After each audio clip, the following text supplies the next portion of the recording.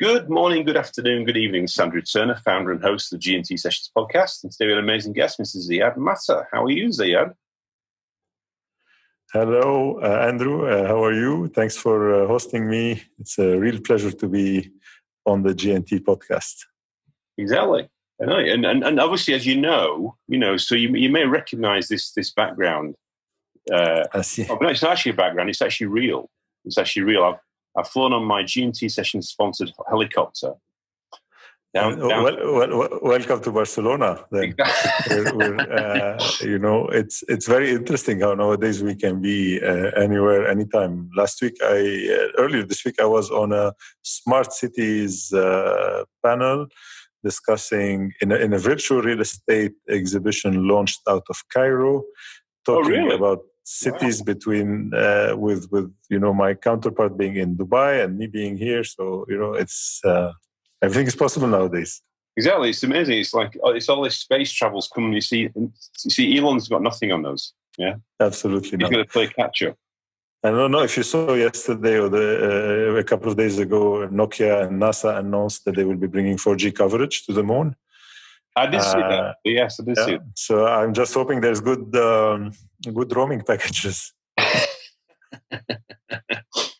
Well, you probably saw my comments about that as well, actually, on LinkedIn. I don't know if you saw that. I will check it. I will check them. I might have algorithm plays tricks. I might have missed them. I was quite surprised at that as well. Obviously, it's amazing what's going to happen in the future, isn't it? I mean, last week I was watching the Tim Peake. So he launched his latest book, which is the guy that flew from Kazakhstan to the International Space Station, yes. UK astronaut, and he did a live Zoom from the Science Museum talking about his new book, Limitless. So I would love to see that. Yeah, it's quite interesting. Actually, it's quite interesting what it was. It's quite interesting. Very interesting stories about what you've been through. So great to see you on the show today. Thanks for coming on the show. And I know that one of the things I was intrigued about getting you on the show was because obviously I think some of the stuff that you've done in your backstory is quite interesting. Obviously, I've worked in this kind of technology space for a few decades, and I suppose one of the things I was going to ask you firstly though was what gets you up in the morning, Mr. Ziad? Thanks, Andrew. Well, like we're talking about our backgrounds. You have the beautiful Barcelona behind you. I am in Barcelona in a beautiful co-working space called Cloudworks, and that's a physical background. The real background or the human background is what every day in life keeps us going, I think. And in my case, it's a long career also in telecommunications. That's why wirelessly yours is kind of my signature for a while now, and that's something that brings a lot of joy to me. The ability to connect people. One of my posts last week was it's all about communication between people. The rest is technology. That was the slogan of Ericsson back in the 90s. Exactly, and at the end of the day, when I try to boil down what I enjoy the most is this whole connection between people and between smart people, their skills and their talents. Whether I do it in the telecommunication world today through Meditari, which is our telecom advisory network. We have around 12 advisors, senior advisors from all around the world that team up on special projects in the telecom space, or whether it is through Coconut, which is our digital social recruitment community for the hospitality world, or whether it's Potential, one of the companies I'm part of. I've sit on the board of where we do online learning for empowerment and impact projects. And then eventually, a fourth hat that I wear. Today I'm not wearing any in real life. Yeah, I like your glasses though. I like your glasses. You kind of funky glasses you got on today. Well, glasses are the new hat. People that listen on Spotify or Apple Podcasts, they can't see, but Ziad has definitely got some funky glasses. We'll talk about that and what frames you nowadays within the Zoom window.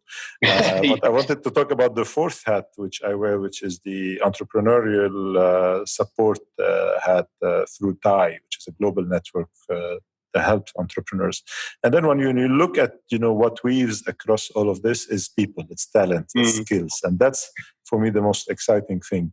I'm very excited because today I told you I am in Barcelona. I don't live here for a long time. I'm between Dubai and Barcelona, but this is the longest time I've been here. And I took the opportunity to work from a co-working space just for a change. And it's very interesting when you're working alone from a co-working space. It's a very interesting environment, Andrew, because you're not among coworkers, so there's not much in common with you. It's not like when you start from a new school, where at least you have that common thread between you and the rest of the schoolmates. It's not like when you get to a new company where you're doing meetings and interacting with people. So what connects you then with people around you is the pure human connection. Mm-hmm. There's a small company that does kids clothing. There's a small company that has a boutique cosmetics. There's a company who does the digital work for a yoga influencer.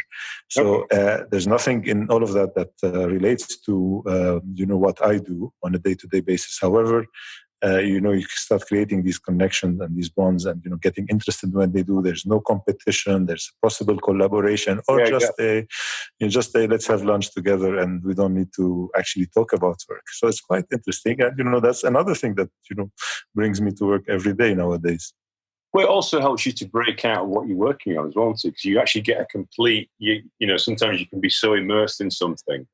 Yeah. And, to actually then meet somebody that's not in your world, normal world, it kind of allows you to kind of. It's that. Absolutely. It is that thing about reconnecting at a human level, isn't it? And I suppose this year has been even more prevalent with that, with what's been going on. I think we are always taken, driven by some of the linguistic formulas that we use, and typically, also being an expat like before in Dubai and in many other countries, there's always this common thread of what do you do. Whenever you meet something else, it's like, what do you do? And it's always around work and work-related things. But then when you think about it, and one of the questions that I usually ask, like, what do you do outside of work? Because that could be a very interesting, conversation. And you can ask me and I'll tell you a few interesting stories, maybe later in the call. Well, no, but that's why I said what gets you up in the morning, because some people have. I mean, the variation story that we've had across all the different shows that I've done, all the different episodes, has been quite diverse. People you're getting up at 3:30 in the morning and cycling around Singapore. I mean, there's been a real traverse. There's people that I won't say people lay in. I'm not going to say it's, but people. But also there's that competitive piece around, so I know some people believe that, getting at 5 o'clock in the morning, getting all that, own the day, there's all that kind of morning routine and stuff like that. I suppose what I've noticed is there's different variations of how people orientate. And also some people start with they don't go straight into picking up their device. I know that you posted on LinkedIn recently about the history of the iPhone. Yeah. They don't reach for their device. They do stuff that are. I mean, I was listening to Ryan Holiday. The guy that's the Stoic that talks about Marcus Aurelius. I don't know if you've read some stuff about that. No. I'll find it. And he basically talks about the meditations, which is what Marcus Aurelius, the last Roman emperor, talks about. Is that he? I mean, obviously, they didn't have an iPhone then, but he doesn't actually just reach for the phone. Yeah, he basically speak. After waking up, he doesn't actually do anything for the first hour to do with his work, because he needs to kind of, So I think there's what I've noticed is that there's different variations of morning routine that people apply to their lives. So I try to concentrate I'm very good at avoiding work and non-work environments. So I don't have notifications on for most of my applications, especially not email. It would kill me if I had this nagging counter of how many unread emails I have. It creates issues sometimes because then I have sometimes in the back of my mind, maybe I'm missing something, but I'm good at swiping it away as a notification. Not much is being missed. Before I get to my desk, I do the device part, of course. Unfortunately, I cannot say that I don't check my phone, but it's more for social, checking the news, the weather, what's happening next, but not a lot of work. I am a morning person. So you haven't actually done so somebody the other week who's going to be a future episode we're going to publish is actually they deleted all the actual social media apps off their phone apart from LinkedIn.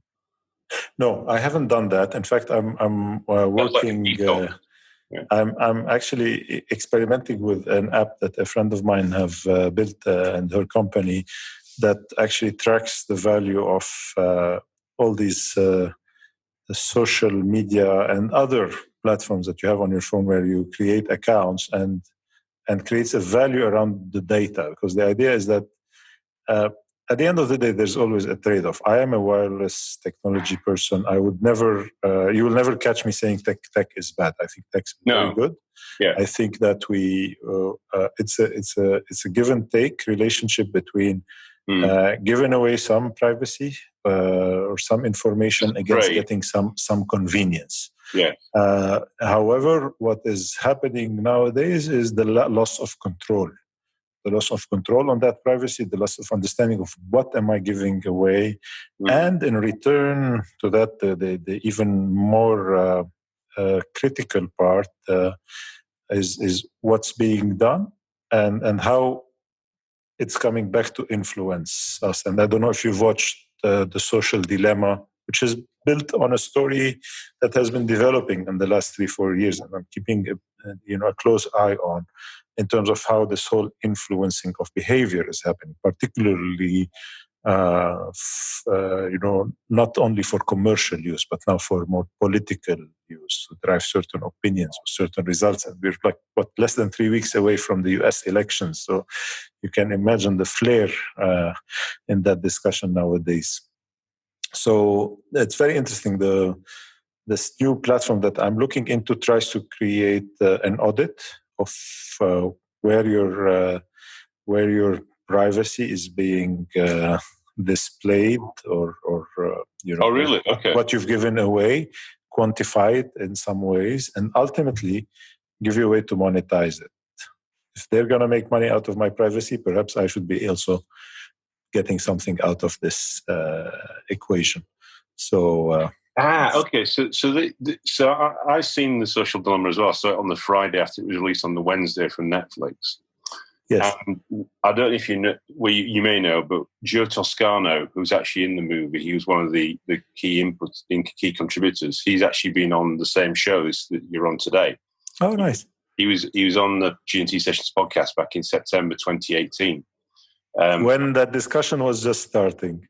Yes, because he left Google in 2017 because of the kind of observations of the data harvesting that he was observing in certain areas, and it was just before he released his book, The Automating Humanity, and we were talking about that in the episode, and we talked about when I was at school a few years ago, we read a book called 1984 by George Orwell. Yeah, of course, and. He said, Andrew, when I ship you the book, if you read some of the chapters, you probably recognize some references to that book. Correct. And since that episode, he's been working, obviously, and then released, obviously, The Social Dilemma a couple of weeks ago. And you've probably seen there that there's some very interesting people on that film, and obviously some quite alarming implications of what could happen, and also to your point about control, about where could it iterate and evolve to, because it just becomes a self-fulfilling kind of runaway train potentially if you don't look at how you create some guardrails or create some oversight. So absolutely, but I have hope, and I'm optimistic that technology can be used for good. That humanity and civilization and society so far has been good at self-regulating. Yes, of course we trip sometimes and we do mistakes, but not we're good at finding collectively solutions to keep things under control, under check in that space. For me, it was very refreshing to see Sir David Attenborough, who joined Instagram a couple of weeks ago. Within a day, he had more than 5 million followers. Wow! But the message, and that's the kind of influencer. That's like really the only way the word influencer should be used. Yeah. Where a personality like Sir David Attenborough is trying to influence us to behave in a way that is healthy, yes, and safe for the future of this planet. A beautiful also a Netflix documentary about his life was released in the last 2 weeks in conjunction with that appearance. So I think that you can't just say that Instagram is bad. No. You have to see how we can use it for the better. Interesting. So it sounds like, so one of the things I loved about your story when you started was about this kind of multiple hats thing. So you've kind of gone to, you evolved from working for, very large, prestigious, progressive organizations, corporates, Correct. into kind of a, kind of a plural, would you call it plural kind of existence? And parallel. Oh, parallel. And that's why I call myself a parallel entrepreneur. I'm not a serial entrepreneur. I decided to do them all at the same time. And how do you find that? And do you find that quite challenging? Does it take quite a lot of time, or does it make you more? I mean, you are more organized and more focused and more disciplined, would you say? I think it helps that you have a certain system. The engineering background actually forces on you certain systems and certain ways, at least, to organize information and stuff around you. However, even when you're working for one big company, as you evolve in your career, typically you're never really doing one thing at a time. Yeah. Whether it was with Ericsson, from starting as, working on a particular project in fiber optics in a particular region, to eventually, perhaps running an account or a group of accounts that have multiple projects in multiple countries. So already you have that kind of multidimensional nature. Yeah. The difference is basically you're managing one inbox. Now I have to manage 5 inboxes, but at the end of the day, it's all projects. And again, like you maybe said, there is something that makes me wake up every morning, and it's connected in all of them. It's that digital thread, or that talent thread that I have identified, maybe. Yeah, I think it does. Yeah, so I suppose what you're saying is you get used to running multiple initiatives, because I presume there are all different stages of maturity as well. There are different periods in there. Different stages of maturity, different speeds of working at, but maybe almost like like driving a manual car, because you have different gears, and some are on the 3rd gear, some are on the 1st gear, and you have to keep during the day. I have to shift, and it's quite interesting because we have to deal, with pitching projects that are a few $100,000 to a few $1 million in value, and then getting a recruiter to subscribe to a recruitment package for $199 per month. It's orders of magnitude in difference, but I think it's interesting. It brings agility to your mind. It's a bit of acrobatics, but it's fun. I'm like a clown on a unicycle, and the spinning dishes and playing with balls sometimes. It sounds like the classification of what you're doing, because you're kind of doing things. So I suppose Meditari is kind of like working in something that you, I suppose, have spent a couple of decades in, or quite a while in. So the kind of telco, high tech kind of space. It's like the evolution of that. So I suppose that's kind of, I wouldn't say you don't do that in your sleep, because obviously the thing is that industry is always, there's always something happening. It's always quite dynamic. Yeah. Yes. it's reaching across many more industries nowadays. It's become it's becoming platform fusion. Yeah. But then I suppose the other one was the stuff you're doing with Coconut is around, I suppose, helping people to find roles and to do staffing and recruiting and talent acquisition. Is that in a particular sector? Yeah. So Coconut is exactly. It's linked in for the hospitality space, for client-facing jobs in general. Right. And but I would say we are to LinkedIn what TikTok is to Facebook. So we're much young, visual. Okay. It's a brand story. It's a lot of marketing play, but at the core of it, it's talent, right? Mm-hmm. And if you think about what we do in Meditari, is how do we assemble the right talent to deal with a particular project? Yes. In Coconut, in addition to running a very talented team that we have inside, and also working with very talented partners that we have as our agency and our development partners, etc.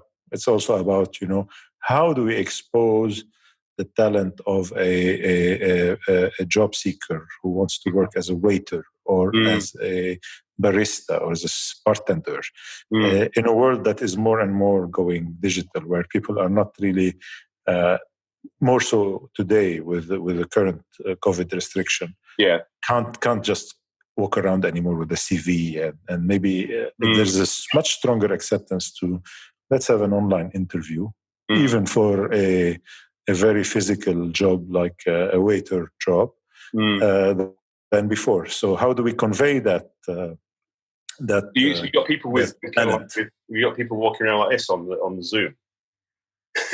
we have some very cool ads. They're doing the Tom Cruise with the bottles, like. We have a very cool. We have two very cool ads that we launched recently. I'll send you the links. I don't know if you can.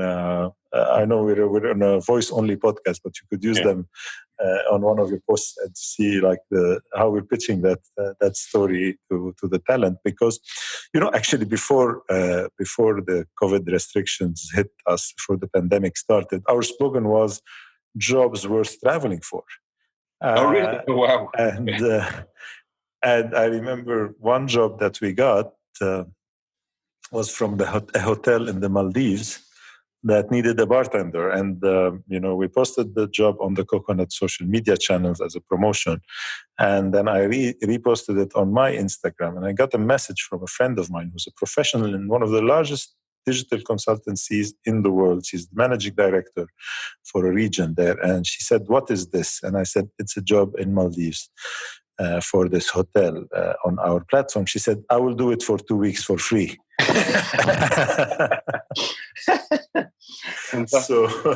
So we had to change that actually storyline because we couldn't travel anymore. Nobody could travel anymore. But in fact, our new slogan nowadays is "Seriously Fun," because we think that finding a job is a serious matter.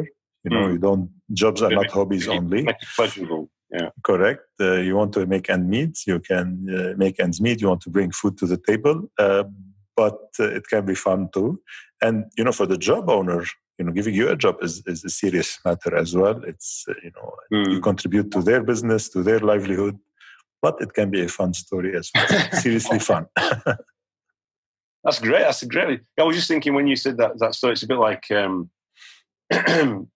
it's like doing a rotation. Yeah, it's like Airbnb for talent. It's like absolutely. You can I want to just do my job and go and do something completely different for a holiday for 2 weeks. And there is a big undercurrent of that. That's why we chose hospitality as a space to operate in, because a lot of the jobs in hospitality are transient. You do them when you're in between jobs. You do them when you're a student. You do them when you're in a gap year. Australia, Sydney, practically lives on students on gap year passing by and filling the hospitality space there. Some of the jobs are career jobs. Some people evolve in them, but some people just do them for a while and leave. And why not make it an experience? There are some very nice destinations. Travel and tourism hopefully will come back sooner than later, and that whole space will pick up again. Well, I was just told earlier today that, that apparently the Canary Islands have all just opened up, so all the Brits can now escape to Tenerife and Gran Canaria. You see, so absolutely, hey, get back to the beach. It's I think it's a matter of time before all of this is behind us, and we will tell ourselves, in the next few years on another podcast. Like, remember when we had to do this and we couldn't do that? But that's what I think. So I think your third leg is, when you're talking about TiE, the entrepreneurial. That's really, I suppose that's like a community for absolutely a particular. Is it a particular demographic of people? Is it just geographic? Is it people that are geographically located in Dubai or UAE? Is that what's the? It's a global network. TiE is a beautiful story. I really love what we do at TiE. I'm very proud to be part of this organization. TiE is a global organization. It was started in Silicon Valley back in the 90s by a first wave of entrepreneurs that came from the Indus region. That's why it stands for the Indus Entrepreneur, TiE. And that's Pakistan and India in general. And who wanted to give back. Right. And of course, when you want to give back, you evaluate multiple ways of doing that. Some of them could be charity. And the formula that they settled on is this equation between givers and takers. The givers are people who've done it, who are, veteran entrepreneurs who've exited or chairman of bigger groups, or people in the corporate space. That's how I joined TiE, who are interested as part of their work to support entrepreneurs. I was with Qualcomm and we were doing a lot of work on startups for mobile apps. Right. That's how I got into TiE. And on the other side of the equation is people who receive. Okay, the receivers are students who want one day to become an entrepreneur. We try to instill that thinking in them, but also young entrepreneurs or even people, again, in the corporate world behind their desk thinking of one day I will open my own company. So we try to foster that entrepreneurship from idea till the end with various initiatives. And from Silicon Valley in 1992, today TiE is in almost 70 cities around the world, 70 chapters, we call them. We are the Dubai chapter, but we are the only chapter in the Middle East, North Africa, and the Arab world region. So we've expanded a little bit our work around that. Quite a big chapter then. How many people are involved in it? It must be quite a few people there. In Dubai, we are around 70 charter members, the givers, and people from all walks of life. Like I said, there is a strong tech component because entrepreneurship tends to be associated with technology, but we've widened our scope there. We've diversified. We have jewelers, we have restaurateurs, we have chefs, we have farmers. I had the very interesting interview on TiE. I hosted one of our charter members, Roman Jundi. He's a vertical farmer, so he has these farms and warehouses now in Dubai. He produces microgreens initially, lettuces now, and tells you the whole story behind how this started, and how you can. We call him the desert farmer. How you can actually farm in desert areas. So it's quite diversified as a group, and we do multiple projects and initiatives. We have our regular, webinars, which used to be events, but we took them virtual starting March. We do mentorship programs, very structured. We're part of a few global competitions: the Young Entrepreneur Competition, the Women Entrepreneur Competition. And we're also very excited about two things that's going to happen in 2021. In January, we're hosting the global final of the TiE Women Competition. Oh, fantastic. 25 or 27 women finalists from different TiE chapters around the world will meet in Dubai as much as possible. Some of them will join virtually and will compete for the $100,000 prize. And then in the end of 2021, in December, we're holding the TiE Global Summit. So all chapters from TiE around the world will come. We're organizing this in collaboration with Dubai Expo 2020. So it's going to be a huge event. Hopefully everything will be back to normal by then. Expect around 2,000, 3,000 people to come in. And de facto, virtual is going to be part of the event as well. So hopefully we'll reach even more people by going online and digital in a hybrid way. I think it's true that you've just become the chairman of the chapter. Is that right? I am actually in my end of my 2-year tenure as the president of the chapter. I remain on the board. I've been on the board since 2012, and we have a rotating board. It's a volunteer-based organization, so we share the load among each other.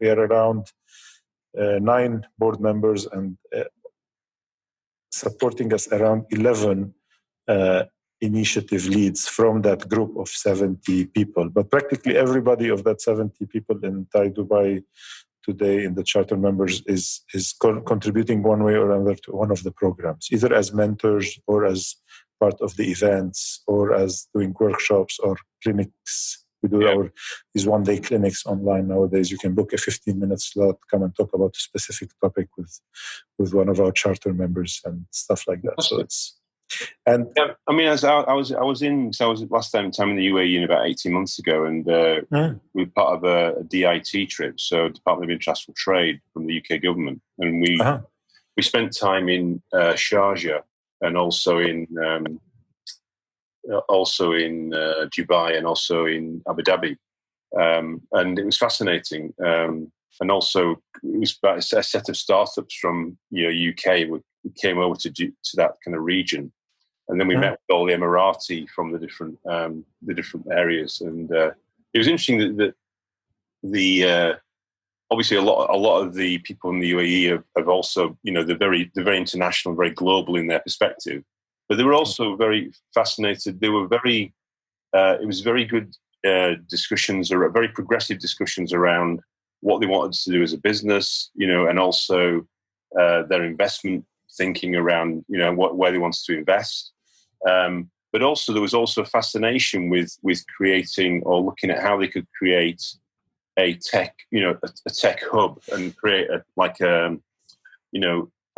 they didn't actually say it, but effectively create like a tech titan to be based in the UAE. So could they create a Facebook? Could they create a Google? Could they create a Apple of the UAE that could be headquartered there? Is that what you've seen as well? Is that vibe still alive, do you think? The region, and particularly the UAE, has managed to establish itself as a headquarter, at least for a lot of the tech companies in the region.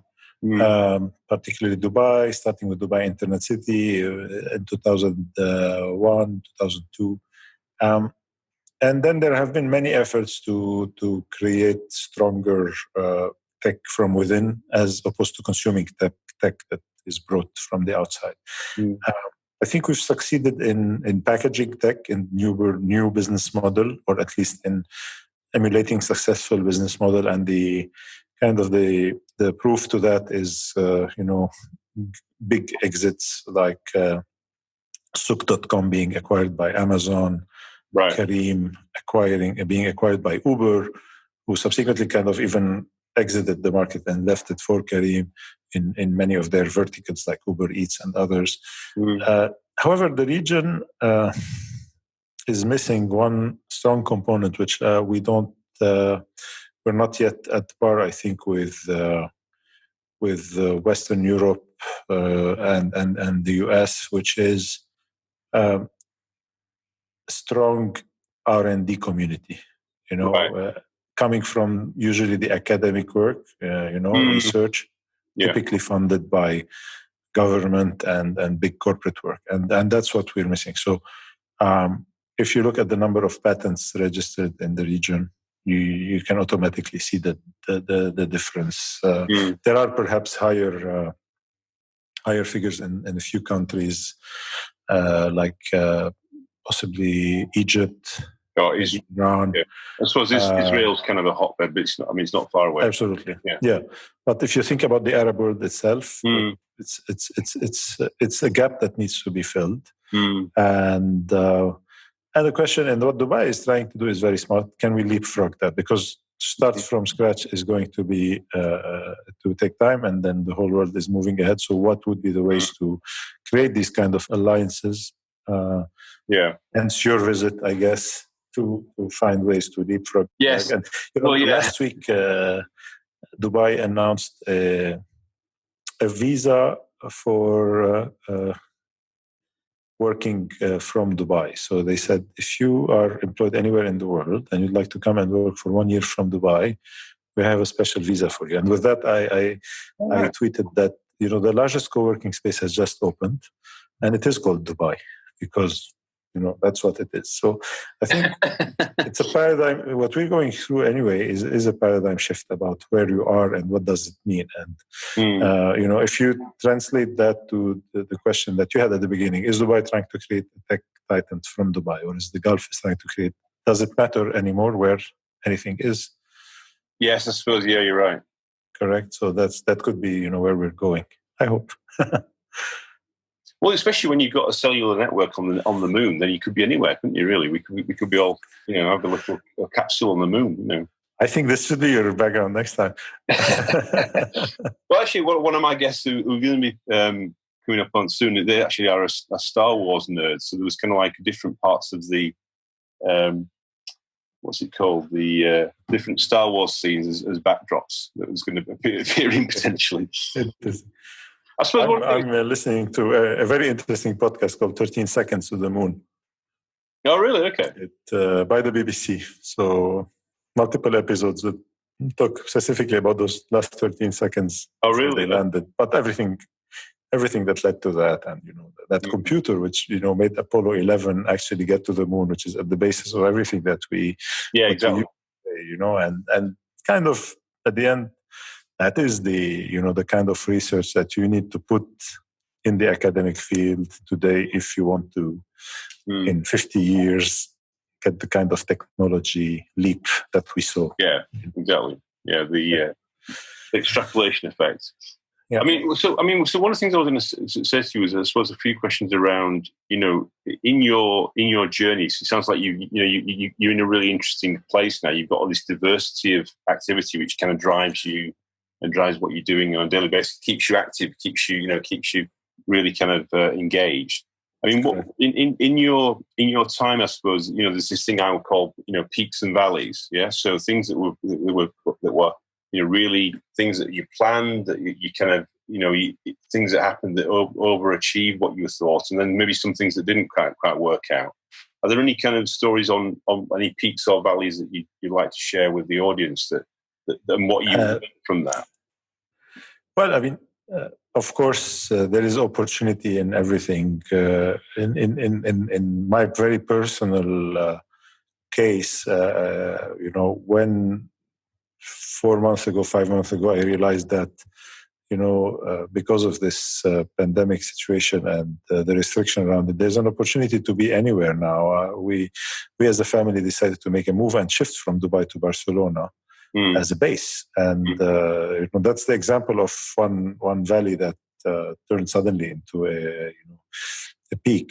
I like to see it more as mountains, in this case. And started reading a very interesting book.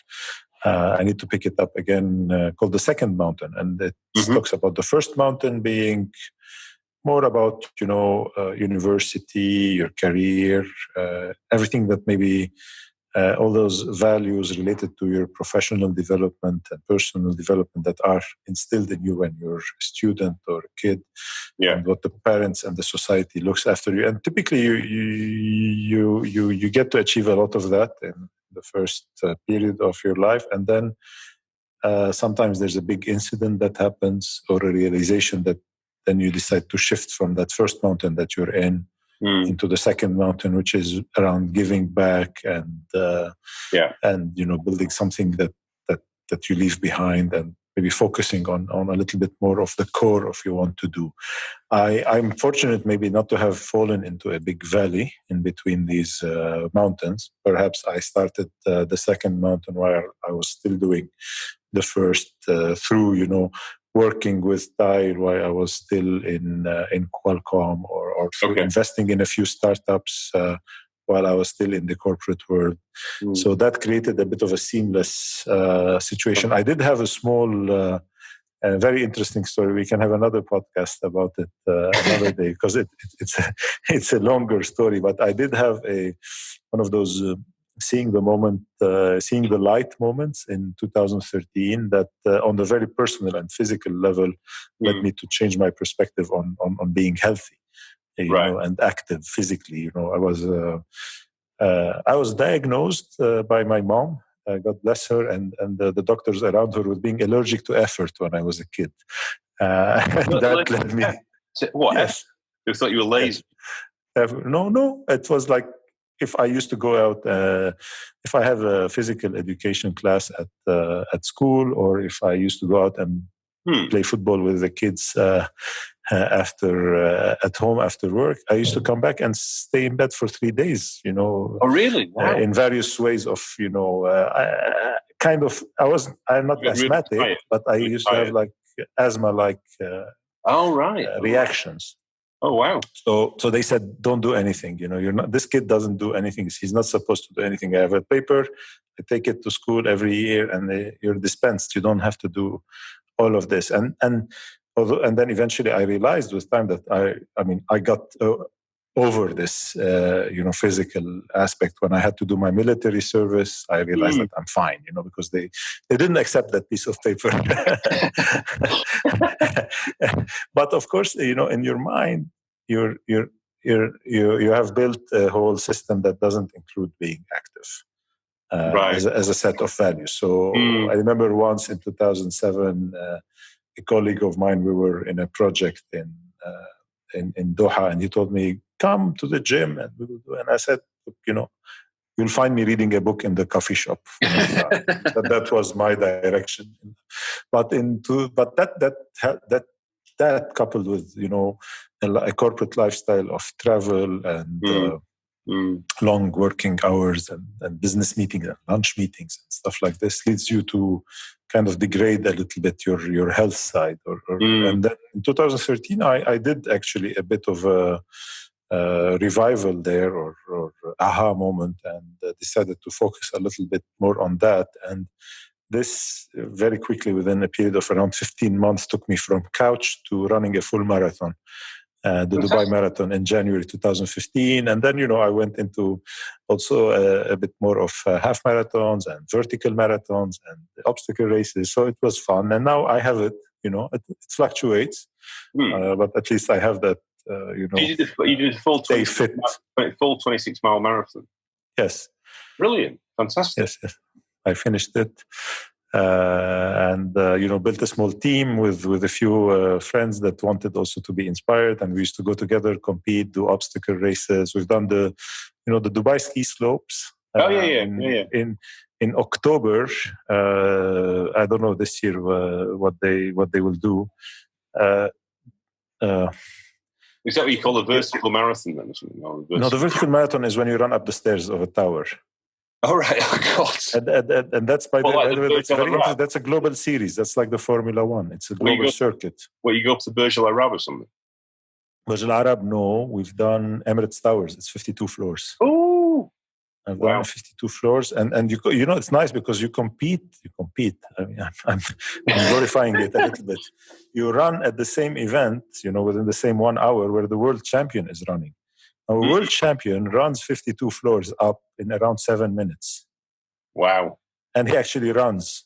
It takes me more like 15, 20 minutes, and I walk. But it's interesting to be in the same race. That's great. On the same starting grid with people. And so you got the bug. Yeah. You got the bug now, basically. You got the bug. So you kind of... Yeah. I mean, sorry for saying you sounded like you were lazy, because it sounded like it was a condition, but it's also, was it a mental condition? It was a mental, yeah. Definitely. Yeah, you need to kind of get triggered to become active, and then your physical health helps your mental health, etc. Yeah. And it's a push and pull. I have to fight against like restrictions, and still, bad habits from when you travel, and a very strong interest in good food as well.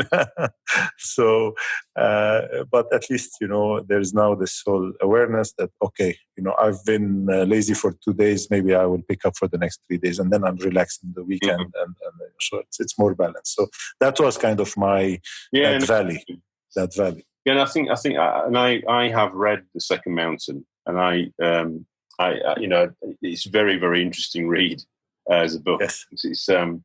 It's amazing what you don't realize until you've been through that experience, and then you actually see a book that's been written about the actual transition and the epiphany moment, you could say. So yeah, I would definitely recommend you continue reading that book. I will pick it up again as soon as possible. So I suppose in terms of given your really, really interesting journey you've had so far, I suppose the people that are listening to today's podcast, today's episode, and wanting to get some what I would call pearls of wisdom from your good self. I mean, what would be some kind of takeaways or some things to think about if from all your the ground you've traversed already? I'm sure sounds like you've got some really exciting stuff in the future with Coconut and TiE and Meditari, but what would be your reflections on that? I think that I would say 3 main things if I had to boil it down, and I'm sure skipping a few other ideas that I would have said. But one key thing is to keep learning, unlearning, and relearning. Right. You have to. I mean, we all learn anyway, but just make a conscious effort. Listen, read, keep your mind open. As I said, when you meet new people, try to get something out of it. Even if it's 1%, 2%, you can learn from anybody and everyone these days. Unlearning is as important. Sometimes you have to forget, or relearning something that you know how to do. Try to relearn it in a good way. I've been cycling to work now in Barcelona, and I'm now learning to, ride my bicycle without my hands. I'm not 3 years old anymore. But you've been doing a unicycle next. Unicycle and juggling. The second one is fires. Yeah, exactly. I think the second one would be never to draw lines. Like, people and the society and everything around us is always trying to box you or giving you alternatives to choose. And clear one today. So did you move to Barcelona for good? Did you leave Dubai? Like, do I have to make a choice ever between anywhere? Like nowadays, and soon first of all, now with all the virtual conferencing systems, we're everywhere anyway. And second of all, when travel goes back to being practical, I traveled 72 flights in 2019. I probably spent less than 200 days in Dubai in 2019. So it doesn't really matter anymore. So why are we forced to draw lines? Are you an entrepreneur, or are you in telecom or a startup, or are you, I don't think anybody should force anybody to to draw lines. And the last one, I like it. It's called Hanlon's razor, I believe. It's like there's a strong, tendency in people to try to find malice or conspiracy in everything. One of them is the amount of conspiracy thing, and Hanlon's razor. I will send you the details of that one. We should do a small post about it. It says that whenever you can explain something with incompetence or stupidity, that's probably the right explanation. It's not a giant conspiracy theory or somebody. So don't take things too personally. We tend to do that. At the end of the day, it's just a job. Whoever just irritated you is probably done it out of incompetence or stupidity, or sometimes even goodwill, and nothing is personal.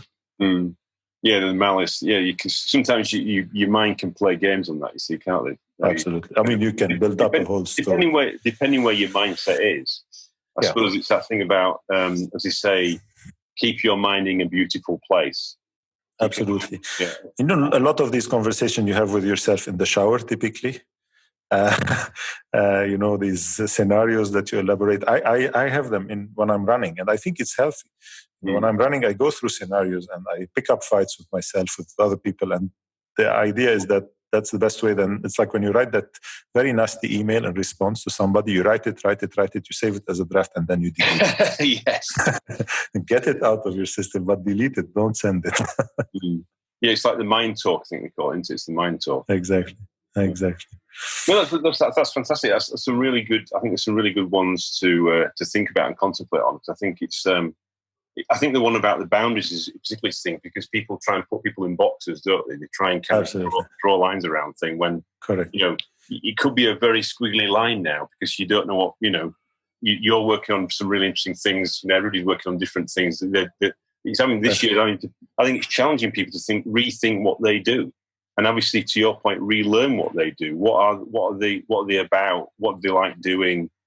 You know, because the whole world's been kind of turned upside down, isn't it? So absolutely, it's an opportunity. It's the great reset, kind of.